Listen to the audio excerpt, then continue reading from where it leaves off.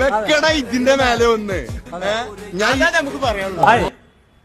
എനിക്ക് ഒരുപാട് ആളുകൾ മെസ്സേജും ഇത് ചെയ്തിട്ട് മെൻഷൻ ചെയ്തിട്ട് ഒരുപാട് ഇത് കണ്ടു. ഇന്നലെ നടന്ന മണവാളന്റെ ഫൈറ്റുമായിട്ട് ബന്ധപ്പെട്ടിട്ട്. അപ്പോൾ ഇതിൽ എന്നോട് റിവ്യൂ ചെയ്യണം അല്ല ഇത് ചെയ്യണം. സത്യം പറഞ്ഞാൽ എനിക്ക് അതല്ല, എനിക്ക് മണവാളിന് നല്ലൊരു ഓഫറാണ് കൊടുക്കാനുള്ളത്.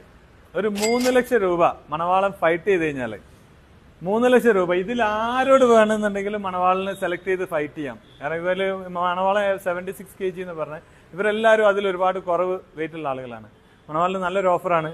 ഒന്ന് ലൈസ് കൊടുവള്ളി 1 lakh കൊടുക്കാന്ന് പറഞ്ഞിട്ടുണ്ട്. അതുപോലെ ഗ്രാൻഡ് ബുള്ള് 1 lakh, അതുപോലെ ബോഡി ഫോഴ്സിന്റെ വക 1 lakh, മൊത്തത്തിൽ 3 lakhs മണവാളിന് ഇവരായിട്ട് ഫൈറ്റ് ചെയ്താൽ. ഇതൊരിക്കലും ഒരു ഇതല്ല.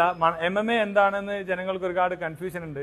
മണവാളിന്റെ ഫൈറ്റിന് ശേഷം ഒരുപാട് ആളുകൾ ഇത് MMA അല്ലെങ്കിൽ കിക്ക് ബോക്സിംഗ് അങ്ങനെ ഒരുപാട് കൺഫ്യൂഷൻ ഉണ്ട്. അപ്പോൾ ഇവര് MMA ചെയ്യുന്ന ആളുകളാണ്. അപ്പോൾ ഇതൊരു നല്ലൊരു അവസരമായിരിക്കും മണവാളിനും അതുപോലെ MMA കമ്മ്യൂണിറ്റിക്കും ഇത് നല്ലൊരു അവസരമാണ്. അപ്പോൾ ഇത് എല്ലാവരും ഒന്ന് എനിക്ക് മണവാളിനായിട്ട് നേരിട്ട് കണക്ഷൻ ഇല്ല. അപ്പോൾ ഇതൊന്ന് മണവാളിലേക്ക് എത്തിക്കുക. ഇത് നല്ലൊരു ഓഫറാണ്. അപ്പോൾ നമുക്ക് നല്ലൊരു MMA ഫൈറ്റ് കാണാനും പറ്റും. അപ്പോൾ മണവാളിനിത് ഷോക്കേസ് ചെയ്യാൻ നല്ലൊരു ചാൻസ് ആണ്. അപ്പോൾ നിങ്ങൾ റെഡിയല്ലേ? വെയിറ്റിന്റെ പ്രശ്നമൊന്നുമില്ലല്ലോ? റെഡിയല്ലേ? Okay, ready?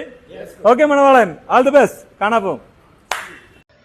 അപ്പോഴേ എങ്ങനെയാണ് മണവാള കാര്യങ്ങളൊക്കെ തുടങ്ങല്ലേ?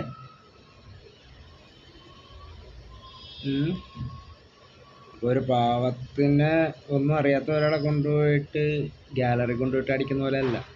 ഇത് നല്ലപോലെ കളി അറിയാവുന്നവരാ. ഇതിൻ്റെ പിടുക്കല്ലേ പിടുക്ക അവരടിച്ച് മേലേറ്റു. അപ്പോഴും പിന്നെ തുടങ്ങിയല്ലേ അംഗം